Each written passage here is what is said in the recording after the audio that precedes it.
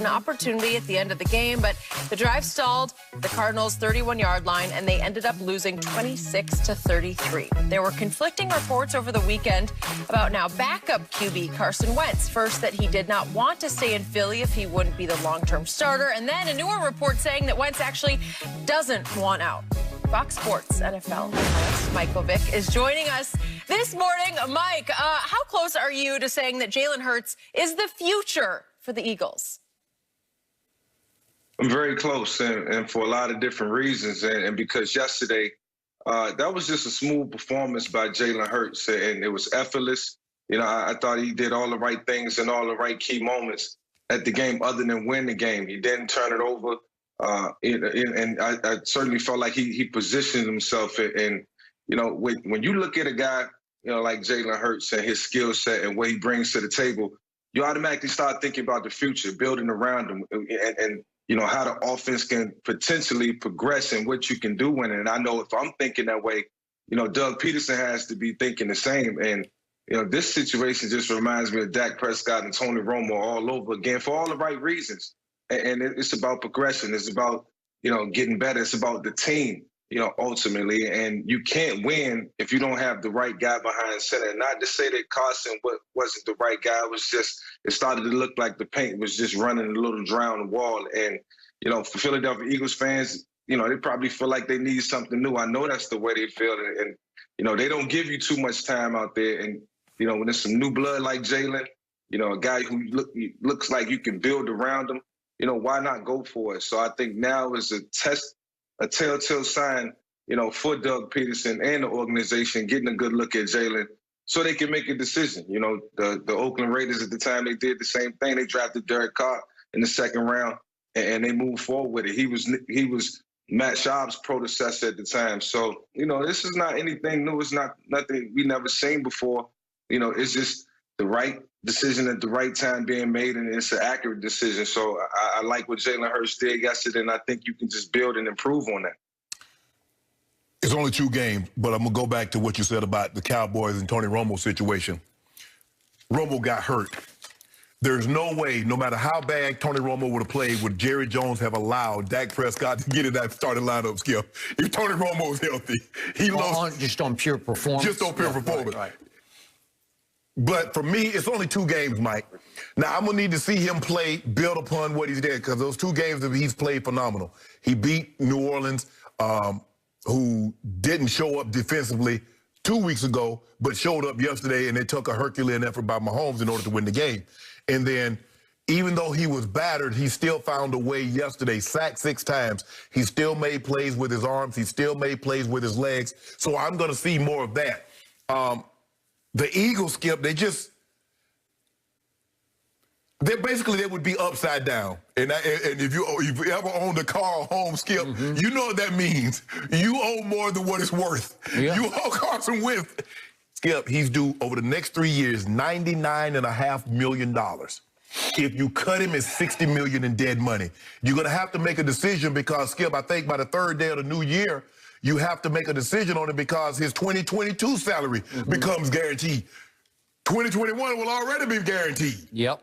So you're going to have to make a decision here fairly quickly. Yep. This is not something where we're going to put the job up in training camp and make the best man win, because at that point in time, you will have to start him because there's no way in hell you're going to have a $33 million quarterback holding a clipboard. So they're going to have to make a decision, and Jalen Hurts can make that decision as easy or as difficult as he'd like over the next 2 games. Yep. Both against division opponents. Correct. At Dallas and then Washington at home. Because that's what you want to see him play with, because that was the team they have to beat for the next several years. So that's definitely we want to see him graded. I would like to hark back to a word that Michael Vick used, which is the operative word when it comes to Jalen Hurts, who I watched very closely in every snap that he took at the University of Oklahoma a year ago. That word is effortless. I've tried to tell Shannon, Michael, that Jalen doesn't look like he's moving that fast because he doesn't look like he's trying that hard to be quick or fast. And I'm not saying he's the Michael Vick experience in Atlanta, but I'm just saying he gets past people, he gets around people, and sometimes he gets through people with sort of effortless poise. He does not turn the football over. He threw 32 touchdown passes for Lincoln Riley last year at Oklahoma, which told me he can throw it. He has learned to throw it much better than he threw it for Lane Kiffin at Alabama. He also scored 20 touchdowns a year ago at Oklahoma with his legs. And we saw in the first 2 games that he's played in pro football, his legs can get him out of trouble. Shannon always says, well, they can get you into trouble too, and maybe he's going to have to learn that. Yes. But so far, so great. And I want to stress the degree of difficulty that he got baptized with in this league, because he got thrown into the fire against a New Orleans defense a week ago that was the hottest defense in pro football. And he lived to tell about it. He shredded it. He didn't get sacked one time in that game, and he didn't turn it over one time, and they won. And everybody played better everywhere on both sides of the ball. The defense played better. His receivers caught better. His running back, Miles Sanders, ran better. It's because of his natural-born leadership that everybody raises their level around him. Saw it at Oklahoma. I think we saw it at Alabama. Then yesterday, he gets thrown into another fire against a red-hot Arizona defense that had terrorized Daniel Jones and to a certain degree Colt McCoy a week ago at Giants. And he got sacked 6 times, and he just kept jumping right back up and saying, next, and next. And he kept making plays because that's what he does. He's a natural-born leader and playmaker. And again, I'm going to go back to what I tweeted the day they drafted him, which shocked me, mixed my emotions because I've never liked the Eagles. But all of a sudden, I love Jalen Hurts, and I still don't like the Eagles. But the point is, I tweeted, he will be better than Carson Wentz. I'm not saying he's more talented, because he's not. He doesn't have a better arm than Carson. He doesn't have 6'5". Carson can run through brick walls occasionally, but he just has a knack for guiding, leading, and playmaking that will make him a better bet at quarterback than Carson Wentz. Mike, I think you can attest to this, but when we look at quarterbacks, the thing is that their legs can get them out of harm's way, and I say this a lot, but their legs also runs them into problems. We all look at guys and we think of mobile quarterbacks. Mike, you got sacked a lot.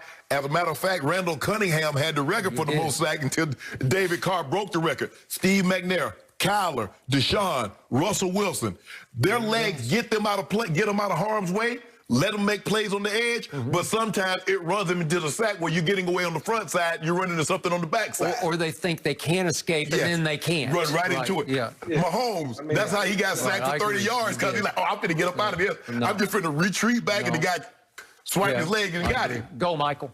So, you know, with experience, you know, with experience that, you know, you learn the host of that and when to run and when not to run it. And the more, you know, he's in the pocket and the presence is there, the more feel for the game he can get, the better he'll become.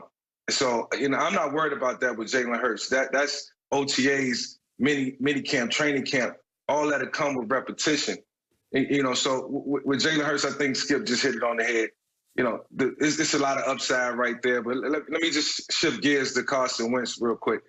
I mean, Carson's going to land on his feet regardless of how this plays out. I know it's a lot of dead money. I know they got to stick with him, you know, if it all boils down to it. But, you know, when a bunch of competent people get in the room or jump on the phone, you know, trades can be made and things can happen. And imagine Carson Wentz in a situation with a guy like Kyle Shanahan or some of the top offensive gurus in the game. That revitalizes his career and bring him back so it's not over by any stretch.